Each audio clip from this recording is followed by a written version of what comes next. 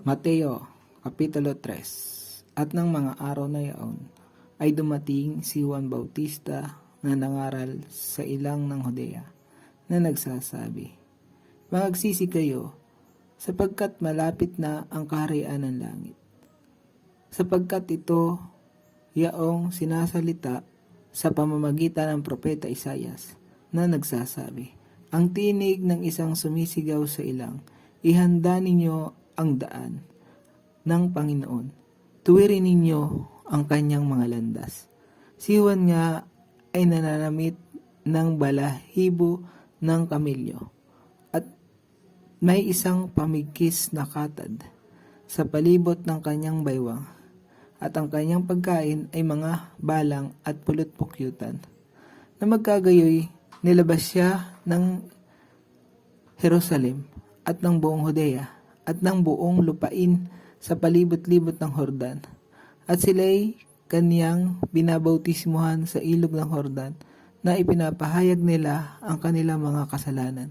Datapwat nang makita niyang marami sa mga Pariseo at Saduceo na nagsisiparoon sa kanyang pagbabautismo, ay sinasabi niya sa kanila, "Kayong lahi ng mga ulupong, sino ang sa inyo'y nagpaunawa upang magsitakas sa galit na darating?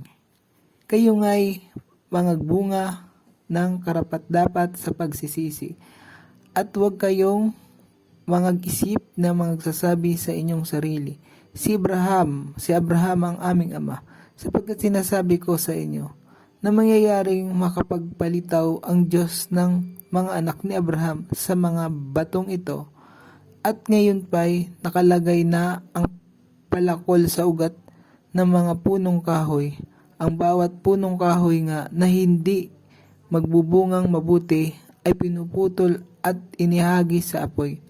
Sa katotohanan ay binabautismuhan ko kayo sa tubig sa pagsisisi, datapwat ang dumarating sa hulihan ko ay lalong makapangyarihan kaysa akin, na hindi ako karapat-dapat magdala ng kanyang pangyapak.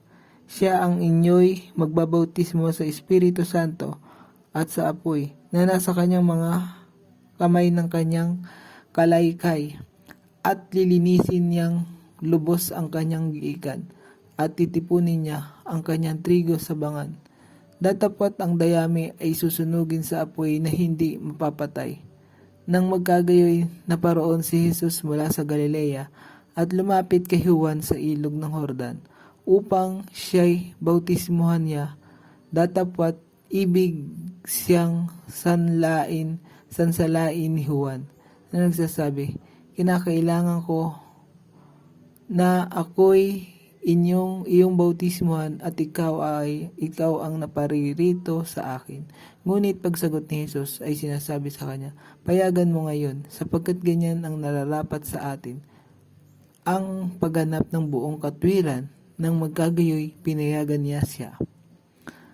At nang mabautismuhan si Jesus, pagdakay umahon sa tubig, at narito nangabuksan sa kanya ang mga langit, at nakita niya ang Espiritu ng Diyos na bumababang tulad sa isang kalapati na lumalapag sa kanya. At narito ang isang tinig na mula sa mga langit na nagsasabi, "Ito ang sinisinta kong anak, na siya kong lubos na kinalulugdan." Salamat po sa Diyos.